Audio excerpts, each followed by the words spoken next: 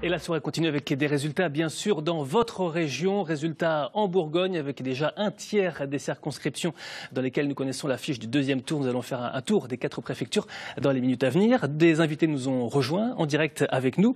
Yolène de Courson, bonsoir. Candidate La République En Marche dans la 4e circonscription de Côte-d'Or. Vous serez au deuxième tour face à Charles Barrière. Antoine O'Haraud, bonsoir. Bonsoir. Pour le Parti socialiste, secrétaire de la section de Dijon. Damien Quentin, bonsoir. Bonsoir. Conseiller régional, vous représentez le Front National. Et puis Alain Sugno, bonsoir. Bonsoir. Pour les Républicains. Nous allons donc partir dans les préfectures. Nous commençons par Nevers, préfecture de la Nièvre. Avec vous, Rémi Chiden, un résultat dans la 2e circonscription de la Nièvre. Alors, pas encore de résultats, mais des dépouillements qui sont effectués à plus de 90% dans les 2 premières circonscriptions, enfin dans les 2 seules circonscriptions. Pour la 2e, on se dirige donc vers un duel au second tour entre Patrice Perrot de La République En Marche, qui est arrivé en tête pour l'instant avec 33,5% des voix. Et au second tour, il devrait affronter Christian Paul, le député sortant, qui obtient lui 18,2% des voix. Le FN est 3e avec 15,3%, mais seulement 8% des inscrits et ne pourra donc pas se maintenir au second tour. Dans la première circonscription, on se dirige là aussi vers un duel entre La République En Marche et le Front National. Perrine Goulet pour La République En Marche arrive pour le moment en tête avec 34,6% des voix. Au second tour, elle devrait affronter Pauline Vigneron du Front National avec 15,9% des voix. Merci Rémi Chiden en direct de Nevers. Nous partons pour Mâcon pour retrouver Damien Boutillier. Damien, des résultats partiels ou complets pour la circonscription de Saône-et-Loire ? Bonsoir à toutes et à tous. Et bien sur les 5 circonscriptions, une seule pour le moment est définitive, c'est la 2e, c'est celle du Charolais. Vincent Chauvet pour La République En Marche est en tête avec 31%, suivi de Josiane Cornelou, les Républicains à 24%. Ailleurs dans le département, la première circonscription de Mâcon à 94% pour le moment en partiel. C'est Benjamin Dirks qui est en tête, République En Marche, 38% face à Jean-Patrick Courtois, les Républicains, le maire de Mâcon, 21%. Dans la 3e circonscription, l'Autunois, c'est Rémi Robérot, toujours La République En Marche, 32%, suivi par Charles Landre, les Républicains, avec 17%. Concernant la 4e circonscription, la Bresse, 90% du dépouillement donne Catherine Gabrel, la République En Marche, avec 23%, face à Cécile Untermeyer, Parti socialiste, avec 18%. Enfin, dans le Chalonnais, seuls 69% des bulletins ont été dépouillés, sont arrivés en préfecture. C'est Raphaël Gauvin pour La République En Marche, qui est en tête avec 30%, suivi de Gilles Platré, qui le maire de Chalon-sur-Saône avec 17%. Merci Damien Boutillier, direction Dijon avec Emmanuel Pinsonneau. Emmanuel, au moins 2 résultats définitifs sur les circonscriptions de la Côte d'Or. Oui, toujours la 4e, d'abord avec Yolène de Courson pour La République En Marche qui arrive en tête avec 25% des suffrages. Hubert Brigand et Charles Barrière sont au coude à coude avec chacun 17% des suffrages exprimés. Le Front National et Sylvie Beaulieu arrivent en 4e position avec 13% des suffrages. Résultat complet également dans la 5e circonscription de Côte-d'Or. Le candidat Didier Paris pour La République En Marche est en tête, 37% des suffrages. Devant le divers droite, Hubert Poulot, 24%. Le FN arrive en 3e position, René Lioré, avec 17% des suffrages exprimés. Merci Emmanuel Pinsonneau. Nous rejoignons Sébastien Quéroux à Auxerre, le département de l'Yonne, où les 3 circonscriptions ont leur résultat définitif pour le 2e tour. Sébastien. Oui, tout à fait Arnaud. Tous les résultats sont tombés et puis En Marche est partout en tête. Tout d'abord dans la première circonscription, dans le Serrois, eh bien Paulo da Silva Moreira de La République En Marche réunit 33% des suffrages exprimés. Le député républicain sortant Guillaume Larrivé est à 29%. Ce sera donc un duel En Marche les Républicains au second tour dans la première circonscription. Dans la 2e, celle de Lavallonnais, eh bien c'est Jean-Yves Collet, le député sortant, qui arrive en tête avec 30% des suffrages exprimés, loin devant André Villiers, le candidat de l'UDI et président du conseil départemental de Lyon, qui est à 22%. 2 hommes qui se retrouveront donc au second tour. Et enfin, dans la 3e circonscription, celle de Sens-Joigny, ce sera un duel En Marche Front National. Au second tour, Michel Crouzet, au premier tour, Michel Crouzet donc a réuni 28% des voix, et devant Julien Audoul du Front National à 25%. Merci Sébastien Quéroux en direct d'Auxerre. Un commentaire, Lilian Melès, sur ces résultats. 3 points. D'abord, si on ne se trompe pas, pour l'instant, les candidats En Marche sont en tête dans toutes les circonscriptions dont nous avons parlé. C'est le premier point. Le deuxième point, C'est un symbole, on l'a entendu tout à l'heure, première circonscription de la Nièvre, c'est la ville de Nevers. On se souvient que Nevers, ville de gauche de toute éternité, est tombée aux dernières municipales. Et bien, le candidat du PS, Gaëtan Gors, sénateur, qui a été député précédemment, d'après ce qu'on a entendu, c'était 90% des voix, n'est pas au deuxième tour. Donc, nouveau symbole pour la défaite très lourde du Parti socialiste. Et puis, autre point, le Front national qui perd des voix et qui perd des électeurs dans énormément de circonscriptions. Deuxième de Saône-et-Loire à la présidentielle, c'était 23%. Le Front national était en tête. Monsieur Schutzik n'est pas qualifié. Et c'est la même chose dans la première de Lyon. Le Front national était à 25. Et le candidat du Front national ne sera pas au deuxième tour de ces élections législatives non plus. Nous rejoignons Raphaël Gauvin. Il nous attend depuis Chalon-sur-Saône, candidat dans la 5e circonscription de Saône-et-Loire. Et il arrive en tête. On le sait, Christophe Sirugue sera éliminé, ne sera pas reconduit. Il est éliminé. Il ne sera pas donc au deuxième tour. Raphaël Gauvin, candidat En Marche dans cette circonscription. Bonsoir. Vous arrivez a priori donc en tête. C'est le vent de la République En Marche qui vous a poussé, qui vous mène en tête de ce premier tour? Oui, tout à fait. Écoutez, tout d'abord, je voudrais remercier les électeurs de la 5e circonscription de Saône-et-Loire qui, avec Caroline, nous ont placés en tête. Écoutez, c'est un espoir pour conduire le renouvellement et la refondation de la vie politique avec le président. On se souvient que dans les débats, en particulier le débat sur France 3 Bourgogne, il vous avait été reproché, Raphaël Gauvin, de ne pas être un candidat très implanté dans cette circonscription. Votre candidature en avait surpris plus d'un. Alors ça veut dire quoi? Ça veut dire que le vent d'En Marche pousse tous les candidats, y compris ceux qui ne sont pas forcément très connus dans la circonscription? Non, moi je l'ai dit, enfin je pense que ce débat a eu lieu pour le premier tour, mais moi je l'ai dit, je le redis, je suis chalonnais, j'ai passé toute mon enfance, toute mon adolescence ici. En tout cas, demain, moi je veux me mettre au service de mon territoire. Je pense qu'il a besoin de dynamisme, d'un nouveau dynamisme, mais aussi d'apaisement. Si je suis élu la semaine prochaine, je travaillerai avec tous les élus, tous les responsables associatifs, toutes les entreprises, pour que ce territoire participe à ce mouvement, cette respiration démocratique incarnée par le président Macron. Christophe Sirugue ne nous a pas dit tout à l'heure quel serait son choix pour le deuxième tour. Là, maintenant, vous appelez... Christophe Sirugue, c'est quelqu'un qui pouvait être compatible avec Emmanuel Macron. Vous appelez à ce qu'il vous soutienne, à ce que ses électeurs vous rejoignent pour ce deuxième tour, Raphaël Gauvin?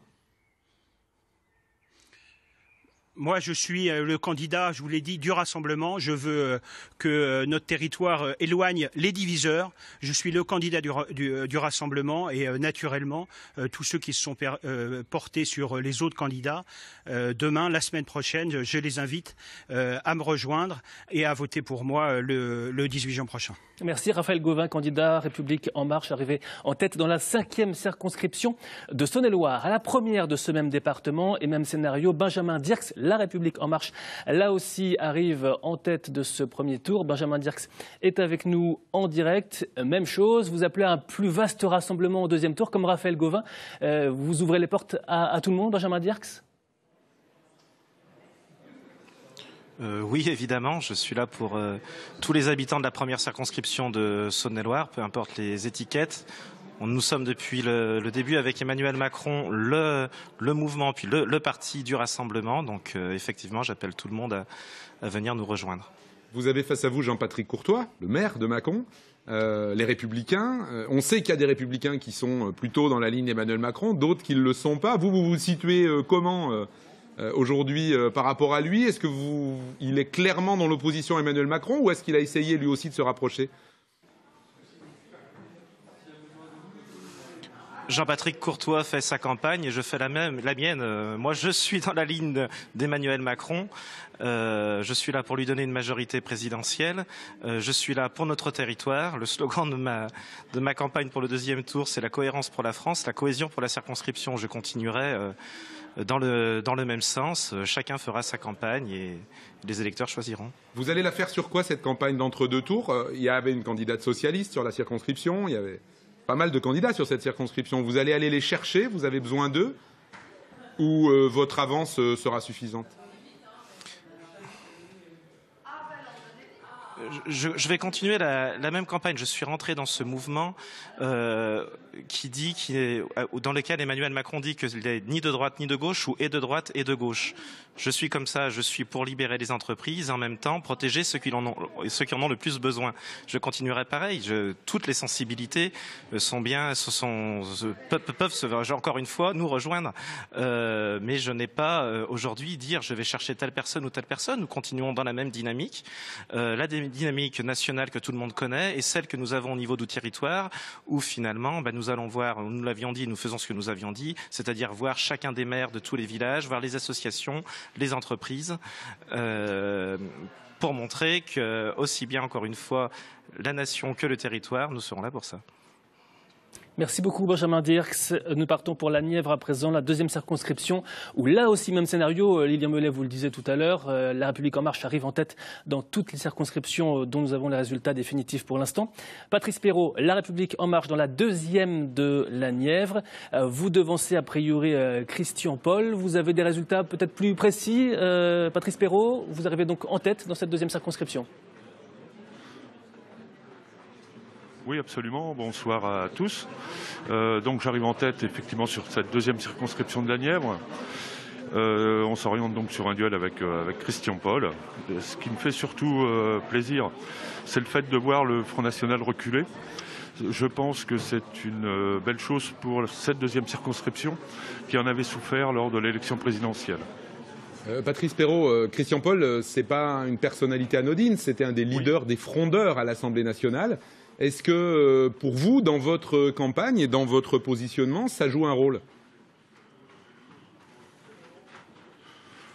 Sur le mien, non, puisque de toute manière, je reste dans l'objectif que je me suis fixé, c'est-à-dire de mettre en avant d'abord le projet d'Emmanuel Macron, de le porter, et bien évidemment d'arriver très rapidement à rassembler le plus possible de Nivernaises et de Nivernais sur mon nom pour que notre Nièvre rentre dans la majorité nationale. C'est le souhait que je porte et c'est le projet que je porte, puisque au regard un petit peu des premiers jours de présidence d'Emmanuel Macron, il me semble important que la Nièvre soit présente. Alors on a vu pendant que vous parliez Denis Thuriot, le maire de Nevers, qui s'est glissé derrière vous. Ouais, je ne sais pas si vous m'entendez. Voilà, j'expliquais aux téléspectateurs que le maire de Nevers, Denis Thuriot, s'était glissé derrière vous pendant que vous parliez. On va bien sûr en parler un peu plus tard dans l'émission. Arnaud Jouin, la parole. Merci Patrice Perrault. Nous poursuivons avec un tour de table avec nos invités. Alors sur cette déferlante En Marche, peut-être d'abord vous, Yolène de Courson, vous êtes en tête donc dans la 4e circonscription de Côte-d'Or. Êtes-vous surprise par cette déferlante, par l'ampleur des scores d'En Marche ? Surprise, oui et non, parce qu'on a bien vu l'élan que le président de la République a suscité.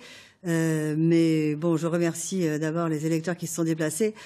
Et bon, ce qui se passe dans nos circonscriptions, c'est quand même incroyable parce que ça fait 50 ans que en 50 ans, il y a eu 2 députés. Donc effectivement, c'est une surprise aujourd'hui d'arriver, moi, personne de la société civile, à m'imposer finalement en première place.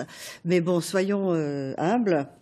C'est pas fait. Il y a quand même un gros score d'abstention.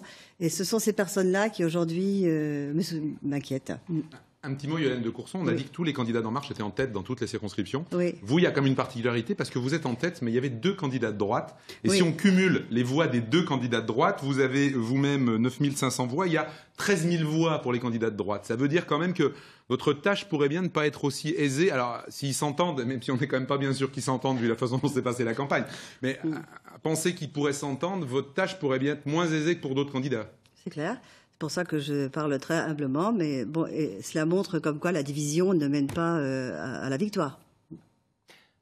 Antoine Noiraud, sur cette déferlante En Marche, ça veut dire que finalement, des candidats de la société civile, on n'a pas besoin de faire carrière en politique avant pour être peut-être potentiellement élu député. Est-ce que ce n'est pas une remise en cause des partis traditionnels ? Oui, en même temps, on ne présentait pas des candidats qui étaient des candidats qui avaient fait carrière en politique. Il y a eu des candidats en Côte d'Or qui étaient des jeunes élus, qui rentraient seulement en politique et qui incarnaient le renouvellement. Et c'est ça aussi qui est un petit peu dommage quand on est face à une vague ou face à même un tsunami qu'on ne maîtrise pas. les candidats et les candidatures qu'on portait, malgré le renouvellement, malgré le fait que ce soit de jeunes candidats, on n'a pas réussi à se faire entendre dans cette campagne parce que la vague est tellement importante que évidemment on en est là ce soir. Ce qu'il faut dire aussi, c'est quand même qu'il n'y a que 50% de participation, 50% d'abstention, et ça montre qu'il y a eu une sorte de fatalisme ou une démobilisation de l'électorat parce qu'on leur a tellement rabâché qu'il fallait donner une majorité au président de la République et que de toute façon elle allait être très grande et très forte, qu'ils sont pas venus se déplacer, qu'ils sont pas venus voter aujourd'hui. Il y a quand même eu des appels à ne pas lui donner de majorité, beaucoup d'appels de tous les partis à éventuellement avoir une cohabitation. Oui, nous aussi, on a eu un discours en disant qu'on voulait être une gauche constructive et vigilante, et c'est ce qu'on continuera à être dans les semaines et les mois et les années qui viennent. On veut être constructif parce qu'on a voulu participer à cette majorité présidentielle parce qu'on avait appelé à voter Macron au deuxième tour, pour le président de la République, Emmanuel Macron au deuxième tour, mais tout en étant vigilant, parce qu'on est vigilant sur les questions du droit du travail, sur les questions de l'augmentation de la CSG pour les retraités, etc., etc. Et donc ça, c'est un discours qu'on continuera à porter dans les semaines qui viennent. Et en même temps, ils sont allés très fort, vos candidats, certains de vos candidats sur la Côte d'Or, Antoine Haro, en mettant clairement sur leurs affiches, sur leurs documents de campagne qu'ils étaient dans le camp d'Emmanuel Macron. Qu'ils appartenaient à la majorité présidentielle. Si ces candidats, ils étaient autant Macron compatibles, est-ce que vous regrettez pas de pas finalement avoir négocié avant? On a vu Monsieur Barbier sur le territoire de Belfort qui n'a pas de candidat de la République En Marche face à lui. C'est des adjoints de Dijon qui appellent à voter pour Emmanuel Macron face à des adjoints de Dijon qui sont les candidats d'Emmanuel Macron. Comment vous vous êtes débrouillé pour en arriver là? Mais ça lui a été proposé à Emmanuel Macron. Une coalition entre le Parti socialiste, la gauche et son mouvement En Marche, ça a été proposé. Il a refusé cette coalition. D'ailleurs, on a vu qu'il l'a fait avec d'autres partis, avec le MoDem en particulier. Avec les socialistes, ça n'a pas été possible. Mais nos candidats étaient effectivement dans cette démarche constructive de dire on a appelé à voter Emmanuel Macron, on fait partie de cette majorité présidentielle. Il faut se souvenir, la majorité présidentielle, c'est François Mitterrand qui l'a inventé en 1981, et on s'inscrivait clairement dans cette démarche-là. Mais tout en étant vigilant, parce que nos candidats ont quand même porté une histoire politique, un parti politique, une vision de la société, des valeurs, et qui n'étaient pas exactement les mêmes que celles que le président de la République. Puis on partait de loin. On partait de 6,36% qui était le score de Benoît Hamon, et quand on a un retard si important, forcément c'est compliqué. C'est le même constat pour les Républicains. Alain Sugneau, dans votre circonscription, la 5e, vous êtes suppléant. Votre candidat Hubert Poulot arrive largement derrière, 13 points derrière Didier Paris pour la République En Marche. Oui, mais je suis complètement d'accord avec ce que je viens d'entendre. Fatigue démocratique, on n'a jamais vu ça. Quand on parle de tsunami avec 52% d'abstention, c'est la première fois dans l'histoire de la Ve République, d'une part, qu'on risque d'avoir une Assemblée nationale monocouleur, enfin quasiment, et au surplus, avec aussi peu de votants. Il y a 20 ans, souvenez-vous, 32% d'abstention, 52%. Donc qu'est-ce que ça veut dire une élection législative avec 52% d'abstention? Monocouleur ou multicolore, puisqu'il y a... Non, monocouleur, il ne faut pas se leurrer. Je veux dire, dans l'hypothèse où on parle de la fin des partis politiques et on en crée un nouveau, c'est un éternel recommencement, donc il n'y a que les naïfs qui y croient. Simplement, aujourd'hui, il y a bien sûr un projet électoral, qui est celui du président de la République. Il y a également des projets d'opposition constructive, et je crois que rien n'est fait. Et il y a un deuxième tour, et on parlait d'Hubert Poulot, donc, puisque c'est le candidat de la 5e circonscription. Je crois qu'il y a aujourd'hui encore beaucoup de choses à expliquer. Une semaine, c'est très court, mais un tsunami, quand il n'y a pas un élan véritable et que c'est simplement parce que les autres ne vont pas voter, qu'il y a effectivement un désamour aujourd'hui pour la chose publique, parce que c'est vrai également, qui a parlé des législatives? Encore aujourd'hui, on a vu Emmanuel Macron à la télévision, mais on ne parle pas des législatives, on n'en a pas parlé pendant un mois. On nous a abasourdis, entre guillemets, en ce qui concerne les présidentielles. Les primaires ont ajouté, bien sûr, à la confusion. Et aujourd'hui, bien évidemment, on parle des législatives simplement parce qu'il y a un résultat qui n'a jamais été considéré dans la Ve République. Donc, précisons que pendant 3 semaines, nous avons eu un journal de campagne sur France 3, des débats, et que nous avons largement donné la part. Je ne parle pas de France 3, parce que France 3 est bien sûr la télévision extraordinaire que l'on connaît. Surtout François Bourgogne. Mais je parle des autres médias, notamment des chaînes en continu et bien sûr de la radio en continu. Alain Sugneau, expliquez-nous pourquoi vous n'étiez pas candidat. On va le dire à ceux qui ne sont pas férus de politique. Tout le monde était très étonné que vous ne soyez pas candidat. Est-ce que c'est parce que vous sentiez venir la vague, Alain Sugneau? Pas du tout. C'est parce que j'ai fait un choix démocratique de territoire et que je suis président d'une agglomération. C'est la loi. Je trouve d'ailleurs qu'elle est un peu stupide, puisqu'on interdit aujourd'hui à un maire, même d'une commune de 20 habitants, d'être parlementaire. Je trouve que ce n'est pas le meilleur moyen d'avoir justement des votes éclairés sur les territoires. Plus personne ne s'y retrouve, et c'est vrai qu'on comprend mieux, bien évidemment, qu'il puisse y avoir des situations comme ça. C'est pas pour ça que vous n'avez pas été candidat? Non, pas du tout. Non. Je piaffais d'impatience, et d'ailleurs, avec le résultat de ce soir, je me sens un peu... Vous piaffez d'impatience, c'est Hubert Poulot qui était candidat. Voilà, tout à fait. Un résultat vient de nous arriver, celui de la 3e circonscription de Côte d'Or. Regardons-le, découvrons-le ensemble. Fadila Khattabi, La République En Marche, arrive en tête avec 32% des voix, en ballottage avec Jean-François Batelier, Front National avec 17,2% des voix. Notons que Lilian, peut-être analyse sur que Kerabouzian est donc éliminé de ce premier tour. En précisant que c'est une configuration très particulière, cette troisième circonscription de Côte-d'Or, circonscription historique de la gauche depuis le découpage initial, puisqu'il y avait à la fois une candidate de La République En Marche, Fadila Khattabi, dont on sait que c'est une ancienne vice-présidente socialiste du Conseil régional de Bourgogne, Kerabouzian, la députée sortante, rangée parmi les frondeuses, qui n'a pas eu l'investiture, et Anne-Dylène Ségère, la candidate officielle du Parti socialiste. Tout ce beau monde s'est largement divisé, ce qui place Antoine Haro, on peut le dire, le Front National au deuxième tour, qui n'aurait pas été au deuxième tour s'il n'y avait pas eu cette division entre socialistes. Probablement, et celle qui porte la responsabilité de ça aujourd'hui, c'est Kerabouzian qui a maintenu. Pourtant, c'est la députée sortante, elle a fait le mandat, elle a exercé, elle a fait le boulot. Mais comme en 2012, quand elle a été désignée, les militants se sont tous rangés derrière elle pour faire sa campagne et la faire élire en 2012, et comme elle aurait dû cette fois-ci se ranger derrière la candidate qui avait été désignée par les militants. On est dans un parti démocratique et il faut que les règles s'appliquent dans toutes les configurations et dans toutes les situations. Avant de faire un tour, de parler du Front National, un tour par les réseaux sociaux, justement, avec vous, Elsa Bezin. Que se passe-t-il sur le fil Twitter ou sur Facebook?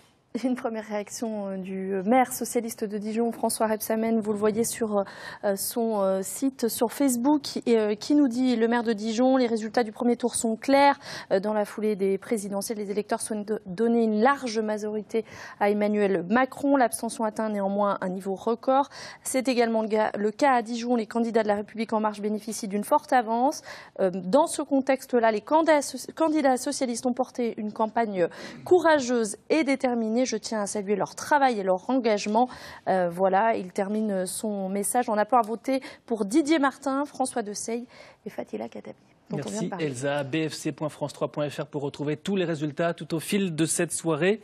Damien Quentin, le Front National, a priori pour l'instant, a 2 candidats qui arrivent au deuxième tour dans la 3e circonscription de Lyon avec Julien Audoul et donc avec Jean-François Batoulier en Côte d'Or. C'est un résultat qui vous satisfait ou vous visiez plus de candidats appelés à arriver au deuxième tour en Bourgogne?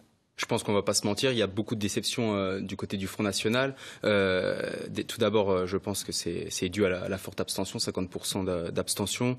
On l'a vu. Il faut comprendre pourquoi il y a d'abstention. Nos électeurs se sont pas déplacés. Pour comprendre, c'est très simple. On était sur le terrain et, comme l'a dit Monsieur Suguenot tout à l'heure, ils sont fatigués par la politique. Ça fait, on leur rabâche ça depuis 9 mois et la primaire de l'UMP. Et je pense qu'ils ne veulent plus entendre parler de politique et ils ont profité de cette belle journée ensoleillée pour aller pique-niquer et faire autre chose que d'aller voter. Pourtant, malheureusement, le Front National a la réputation d'avoir un volant de fidèles qui vont voter à la présidentielle. C'était le cas, pourquoi pas là? Aujourd'hui, ils sont démobilisés, dû notamment aux médias ils ont fait campagne pour Monsieur Macron et les gens ne veulent plus entendre parler de politique en ce mois de juin. Est-ce que dans les électeurs de Marine Le Pen, alors vous allez dire que je suis monomaniaque parce que c'est une question qu'on a déjà posée aux représentants du Front National juste avant vous, mais est-ce qu'il y a une forme de démobilisation suite alors à la fois à ce qui se passe en ce moment au Front National avec, on va dire, il y a une lutte entre Monsieur Philippot et Marine Le Pen.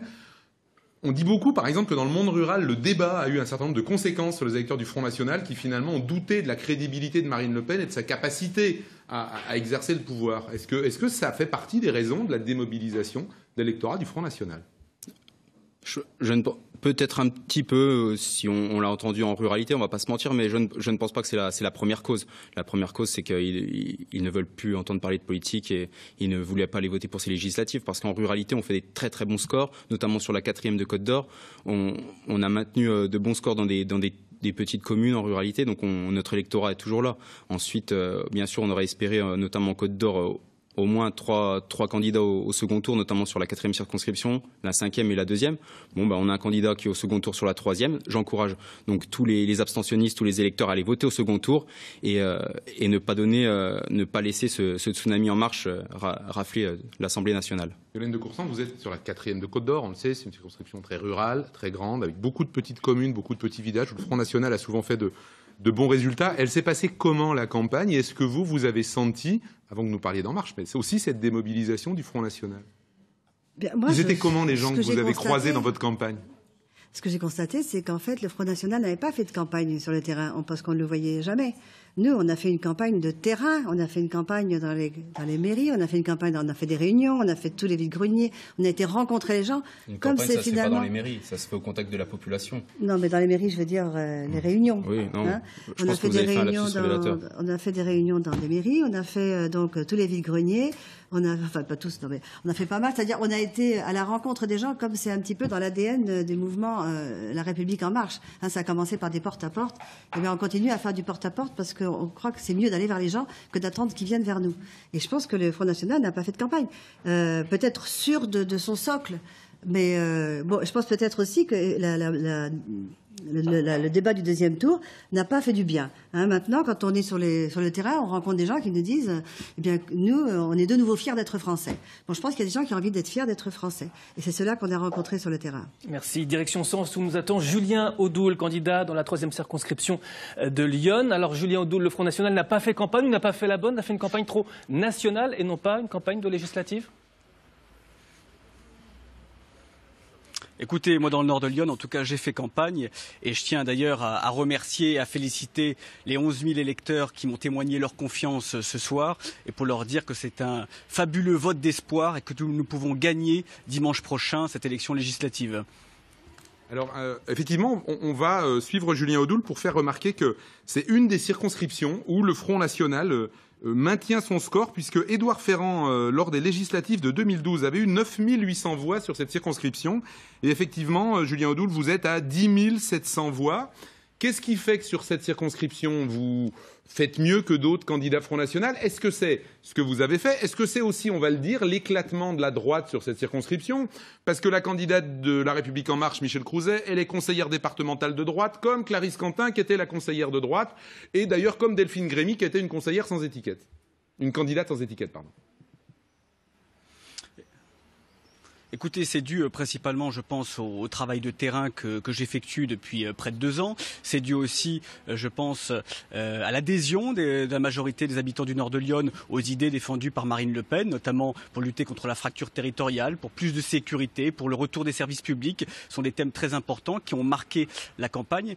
Et maintenant, j'aimerais faire 2 appels. Le premier, ce serait aux abstentionnistes. Il y a 9 000 électeurs qui ont voté pour Marine Le Pen au premier tour de l'élection présidentielle qui ne sont pas allés voter. Il faut qu'ils rejoignent les urnes le 18 juin prochain et nous pouvons gagner. Et puis le deuxième, c'est à toutes celles et à tous ceux qui souhaitent faire barrage à Emmanuel Macron, qui souhaitent résister, qui ne souhaitent pas lui donner les pleins pouvoirs, qui souhaitent surtout s'opposer au matraquage fiscal, à la hausse des impôts avec la CSG, donc qui va tomber très prochainement, à plus de migrants dans nos campagnes, à plus d'attentats, puisque avec M. Macron, nous allons devoir nous habituer. Donc à toutes ces personnes de droite, de gauche, mais surtout aux électeurs de droite qui souhaitent véritablement préserver et conserver cette circonscription, parce que cette circonscription ne doit pas basculer donc à la gauche mondialiste d'Emmanuel Macron, de leur dire de se mobiliser autour de ma candidature pour gagner dimanche prochain.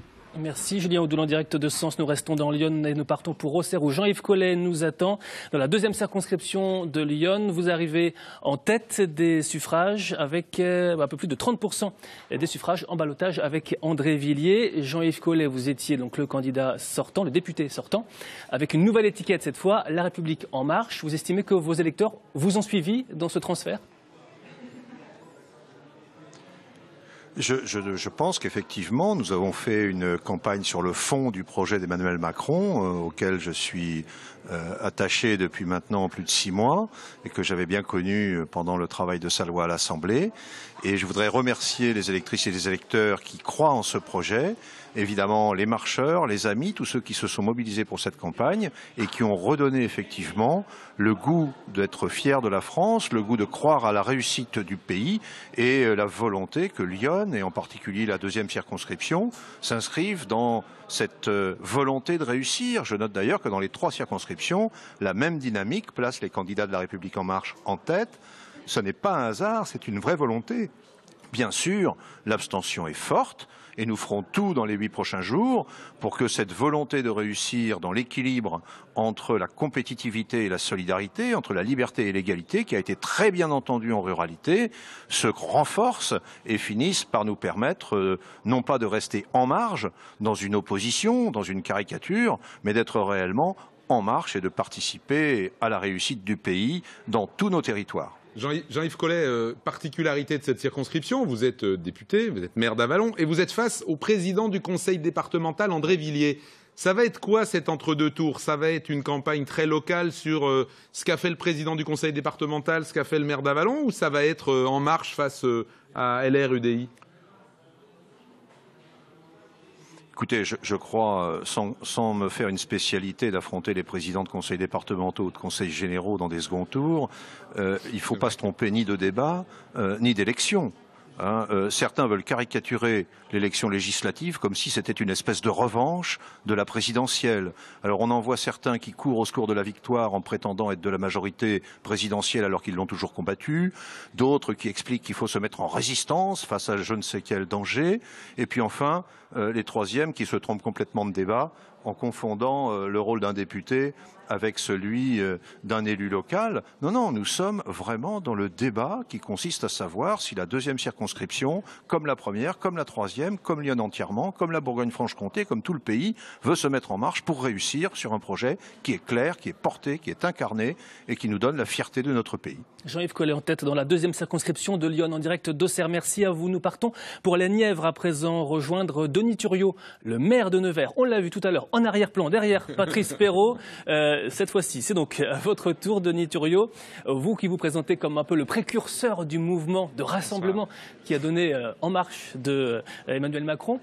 Vous êtes satisfait ce soir, j'imagine, puisque Patrice Perrault arrive largement en tête dans la deuxième circonscription avec près de 34% des voix devant Christian Paul qui lui est à seulement 18,2%.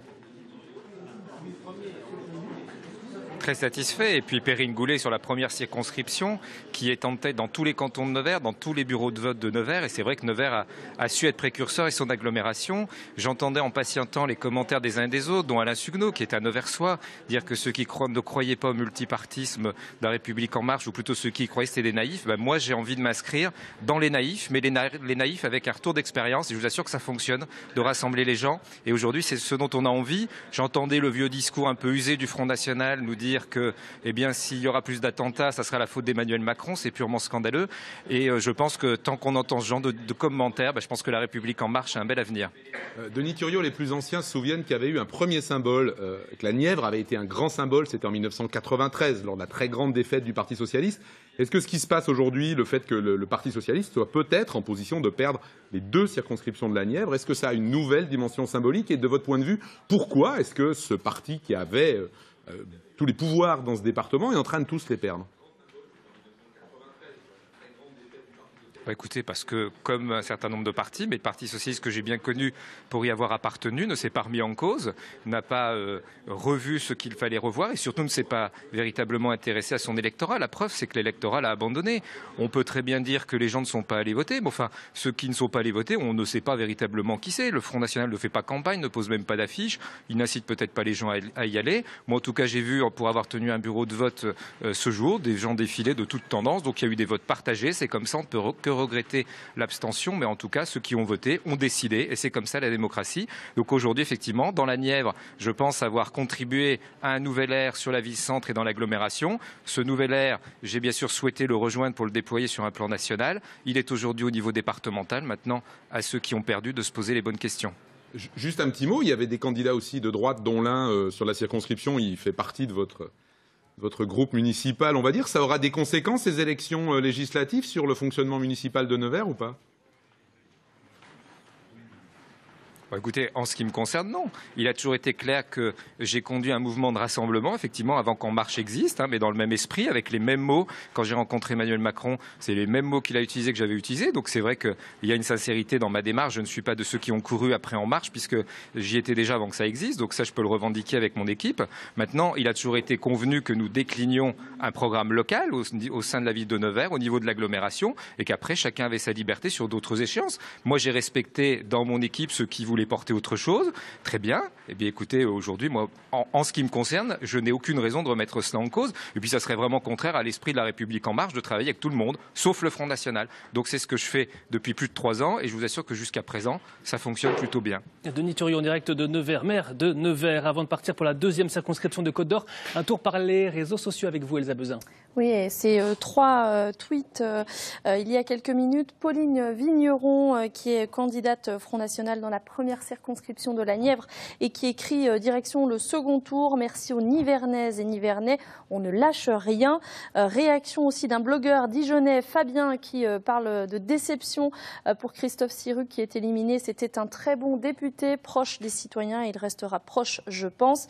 Et puis cette dernière réaction du frontiste Lilian Noireau en Saône-et-Loire. Les candidats frontistes ne donnent aucune consigne de vote pour le second tour des législatives. Voilà. Des candidats à gauche en difficulté, c'est le cas visiblement aussi à droite dans la deuxième circonscription de Côte-d'Or où La République En Marche arrive en tête avec vous, François Desailles, en direct de Dijon. Merci d'être en direct avec nous.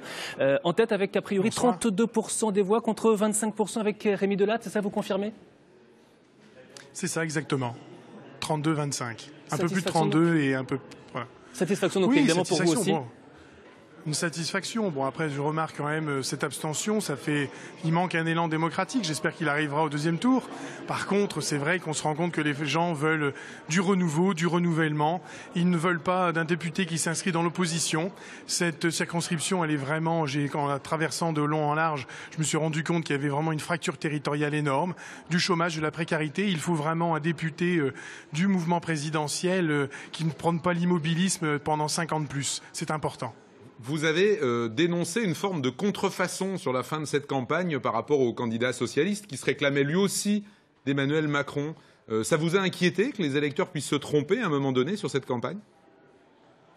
Non, c'est simplement quand on rencontrait les gens, ils ne voulaient pas d'une cohabitation. C'était vraiment un problème. La cohabitation, ils n'en voulaient pas. Ils ne voulaient pas non plus d'une majorité au cas par cas, avec une fois je vote oui, une fois je vote non. Ça aurait fait une majorité avec des frondeurs. Ils voulaient vraiment une majorité claire et cohérente. Et seul le mouvement La République En Marche, les candidats de cette République montraient cela. Mais au-delà, c'est vraiment... il nous faut maintenant faire bouger de cette deuxième circonscription. Elle est malade, elle va pas bien, il y a du chômage, de la précarité. Et je vous dis, cette fracture territoriale est trop présente, trop prégnante. Il faut maintenant s'y atteler. Et 5 ans d'opposition supplémentaire, c'est d'immobilisme pendant 5 ans. Et on a vraiment besoin d'un député de la majorité, appuyé par Emmanuel Macron, qui fasse bouger les lignes et qui fasse bouger de cette circonscription. Un mot, François Desailles, vous êtes adjoint de François Rebsamen à Dijon. Il y avait un autre adjoint face à vous. Est-ce que cette campagne des législatives, elle aura des conséquences dans le fonctionnement municipal de Dijon, de la métropole ? Mais non, vous savez, moi je suis toujours dans vraiment dans l'intérêt général. J'ai toujours voulu refuser le côté clanique de la politique. Les Français nous l'ont dit tout le long de la campagne.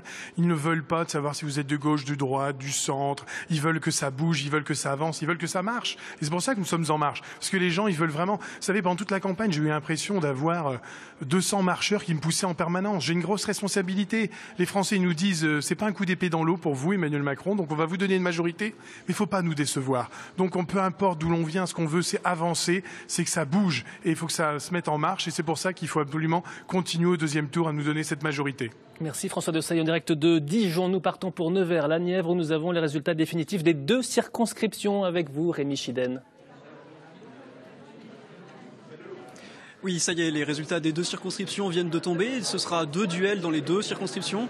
Pour la première circonscription, c'est Perrine Goulet de La République En Marche qui arrive en tête avec 34,7% des voix. Elle devance le Front National avec Pauline Vigneron qui, elle, recueille 15,8% des suffrages.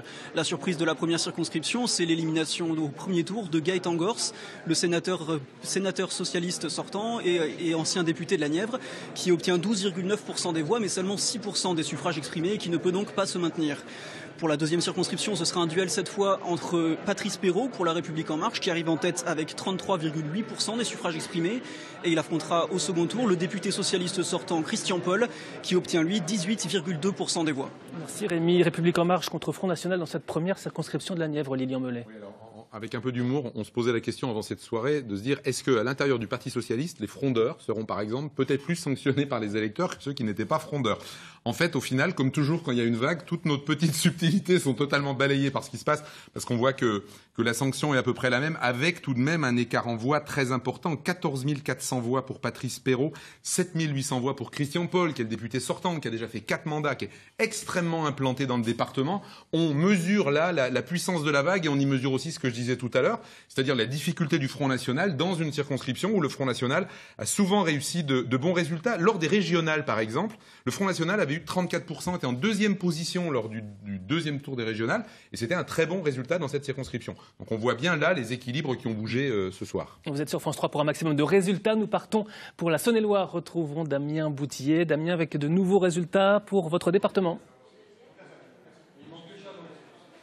Effectivement, alors 3 circonscriptions viennent de tomber. La première de Saône-et-Loire, c'est le Mâconnais avec Benjamin Dirks qui est en tête avec 37%, suivi par Jean-Patrick Courtois avec 22%. Dans la troisième circonscription, le député sortant Philippe Baumel est éliminé. C'est Rebeyrotte qui est en tête avec 33%, suivi par Charles Landre, les Républicains, avec 17%. Et puis dans la quatrième circonscription, la Bresse, c'est Catherine Gabrel qui arrive en tête avec 24%, suivi par Cécile Untermeyer à 18%. Merci Damien Boutillier. Nous partons pour la Lyon à présent. Retrouver Paulo da Silva Moreira en tête pour La République En Marche dans la première circonscription de Lyon, celle d'Auxerre, et Guillaume Larrivé est deuxième. Vous le devancez donc, Paulo da Silva Moreira. Autre exemple de personnes de la société civile qui arrivent en tête d'un premier tour des législatives. Oui, bonjour. Oui, je veux bien sûr remercier tous les électeurs qui ont fait confiance à La République En Marche. Je veux aussi remercier mes équipes de campagne. Depuis 3 mois, nous sommes sur le terrain et nous voyons comment les Français ont choisi de changer leur mode de gestion de la politique. Et nous sommes très contents aujourd'hui de voir dans les urnes le résultat que nous avons obtenu ici à Auxerre et en Puisaye et dans l'Ayentais et dans le Coulangeois et en Forterre. Et dans le Coulangeois, nous avons sillonné juste en dernière limite sur notre dernière phase de campagne. Nous sommes des gens de la société civile, nous travaillons, nous empruntons ici le quotidien de chacun et nous sommes très contents de pouvoir aujourd'hui partager du fond du territoire jusqu'à l'Assemblée nationale cet élan citoyen qui est celui de La République En Marche. Par rapport à d'autres circonscriptions, votre avance n'est pas très importante. 2000 voix, Guillaume Larrivé est 2000 voix derrière vous. Ça va se jouer sur quoi? Il y a une candidate socialiste, par exemple. Enfin, il y a un certain nombre d'autres candidats. Vous allez les chercher où, vos voix du deuxième tour? Alors, je pense que nous allons faire appel à nos partenaires. On va attendre qu'ils se manifestent. Nous n'avons pas encore parlé de cela puisque nous sommes vraiment à chaud. Mais nous espérons retrouver les voix de tous les autres qui veulent nous rejoindre. Donc ça va être à discuter. Merci Paulo da Silva Moreira. Nous partons pour la Nièvre. Retrouver Gaëtan Gors pour une réaction. Gaëtan Gors, candidat dans la Nièvre, donc je le disais, et vous êtes battu ce soir. Vous ne serez pas présent au deuxième tour. C'est l'une des surprises de cette soirée. Votre réaction, Gaëtan Gors? Écoutez, nous sommes bien battus dans un contexte extrêmement difficile. On a augmenté les voix obtenues par le Parti socialiste de manière très significative par rapport à la présidentielle. Voilà, moi je tombe à gauche. Écoutez, il y a des fins pires. Moi je suis ravi d'avoir pu défendre mes convictions. Je savais que ce serait extrêmement difficile. Il aurait presque fallu un miracle. J'avais une très bonne équipe. Le miracle ne s'est pas fait. La vie politique est ainsi faite. Je continue à défendre mes idées. Je souhaite surtout que la gauche puisse à l'avenir se reconstruire, se ressaisir. Je pense à l'avenir. Voilà, c'était une bataille difficile. Nous l'avons perdue. 93, Gaëtan Gors, tout à l'heure dans la dimension symbolique. Est-ce qu'il y a à nouveau une dimension symbolique pour le Parti socialiste ce soir, de votre point de vue? Non, je crois que le véritable problème aujourd'hui, il est de savoir si on va rester dans la confusion qu'essaie d'entretenir En Marche entre la droite et la gauche, ou si on va réussir à recréer dans l'histoire de votre parti politiquement. Donc c'est ça la question, c'est aussi ça quand même. Oui, mais la gauche, elle se limite pas au Parti socialiste ni à l'histoire du Parti socialiste. Elle va se reconstruire, elle doit se reconstruire. Quand je vois l'arrogance des équipes d'En Marche, quand je vois le risque que tout ça représente pour le pays, je me dis que nous avons un devoir, une responsabilité de reconstruire une vraie force sociale, généreuse, offensive, qui ne joue pas sur la confusion des valeurs. Et c'est ce à quoi je vais travailler beaucoup plus modestement, parce que je ne serai plus parlementaire. Il faudra aller la faire avec quelqu'un d'autre, Jean-Luc Mélenchon ou d'autres? Non, il faut d'abord la faire avec la base. Je veux dire que les chefs, on l'a bien vu. Moi, je suis victime de la division de la gauche ici. Les totales des voix de gauche est très intéressant et équivaut pratiquement à celui d'En Marche. Mais avec 6 candidats à gauche, c'était pratiquement impossible d'arriver à rivaliser avec En Marche et avec le FN. Il faut donc, d'une certaine manière, faire tomber toutes les chapelles, faire tomber les égos. Et M. Mélenchon en a comme d'autres pour repartir à la base, reconstruire avec les militants, les citoyens, celles et ceux qui continuent à croire en la gauche et qui verront d'ici quelques mois, quelques années, j'espère me tromper, mais que la gauche leur est nécessaire, qu'on a un besoin de gauche dans ce pays. Merci Gaëtan Gors.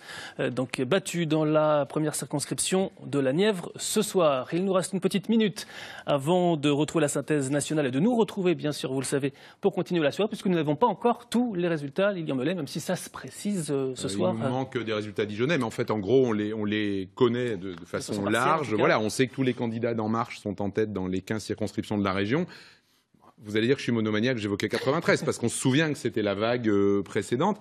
Mais on est face à quelque chose de sans précédent, tout de même, ce soir, que même un certain nombre de stratèges d'En Marche n'avaient pas vu venir à ce point-là. On va être honnête, pour avoir vu François Patria beaucoup ces derniers temps, ils ne s'attendaient pas forcément à ce que ce soit aussi important que ce qui se passe ce soir. Des résultats partiels donc, des définitifs à venir. Nous allons poursuivre le débat, la discussion et les résultats que vous retrouvez bien sûr à tout moment sur notre site internet bfc.france3.fr. C'est le site des résultats dans votre circonscription. Vous saurez pour qui vous serez amené à voter dimanche prochain. À tout à l'heure. Tout de suite, Carole Gessler et Francis Letellier. Nous nous retrouvons dans un quart d'heure pour continuer le débat en Bourgogne et en Franche-Comté.